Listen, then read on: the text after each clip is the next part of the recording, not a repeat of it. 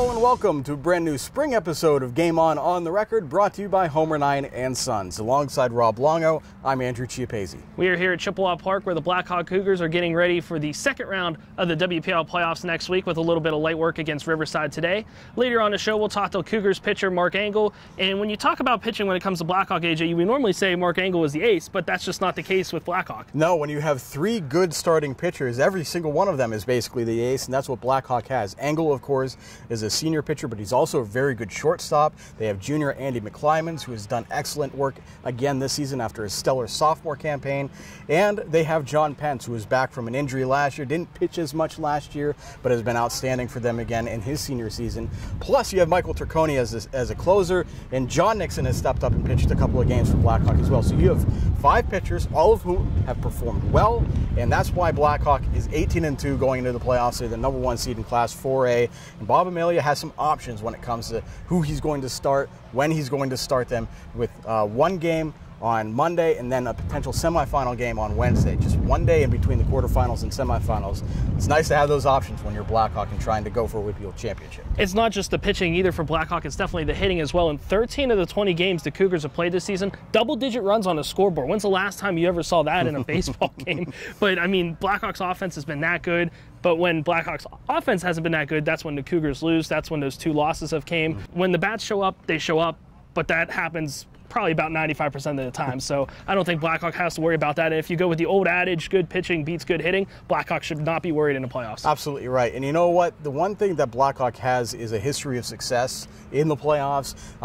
The one thing that this senior class doesn't have, though, despite all of that success, is a WPIAL championship. They lost last year to Chartiers Valley in the WPIAL championship game when this class was fresh. We're all freshmen. They lost in the championship game in 8 innings to West Allegheny. So they really want that WPIAL championship, and it'd be interesting to see how they handle whether the fact that there's any pressure, whether there's any extra heat on them to try and get that WPIAL championship that they do not have so far as seniors. There can't be that much pressure. I mean, we are Blackhawk after all. It's just kind of the pressure is always there when you're playing for the Cougars. Bobby Amelia, the coach for Blackhawk, has built a really good program here. The foundation has been there. That's why you have players such as Brendan McKay, who's at Louisville, who potentially could be the #1 overall pick in a couple of weeks in the Major League Baseball draft this season. That's where it all starts. It starts with the coaching. It trickles down from there. You build the program. The players expect to do this. And maybe to borrow a famous saying from Steelers coach Mike Tomlin, the standard is the standard here at Blackhawk.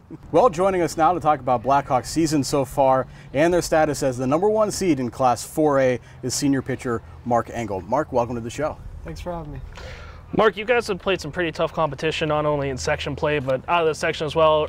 Erie Cathedral Prep earlier in the year, most recently Mars. Do you like playing that tough schedule? Does it get you guys ready for the playoffs? Yeah, we like to mix in some hard teams so that when playoffs come around, we're used to not just playing teams we played all year, but some different teams that we don't know what they're coming with.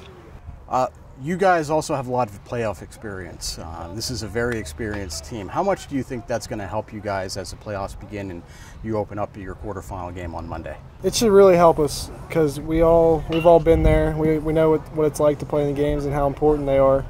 So we should come out ready to play. Talk about your repertoire on the mound whenever you pitch. What do you like to throw? What do you usually have in there in your arsenal? And what are you comfortable with? What is kind of maybe your out pitch?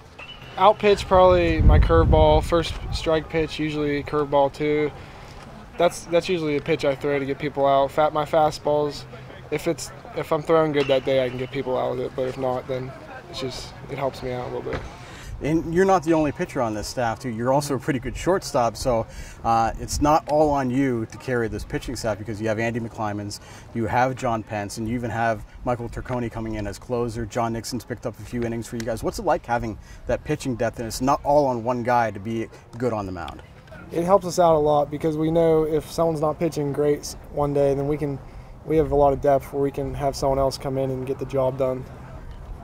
Mark, the pitching's great, but the offense is almost even greater at sometimes. When you're on the mound and you're pitching, how satisfying is it to know that, hey, the bats have my back and I'm able to go out there and just pitch with a clear conscience? Well, it's always better to pitch with a 4-run lead in the first inning. So when you get that, you can't really complain about anything. All you have to do is throw strikes and we win the game. You guys have had a lot of success as a team, but the one thing for the senior class that's kind of missing right now is that WPIAL title. Lost last year. How much pressure is there on you guys to try and win a title, and how much is that driving you guys as you begin the playoffs? There's a good amount of pressure on us, starting off so strong and getting there last year, and we really want to win this year because we know what it's like to be there. And the seniors, we all want to win a WPIAL title before we graduate. Mark, appreciate your time. Best of luck in the postseason. Thanks for having me.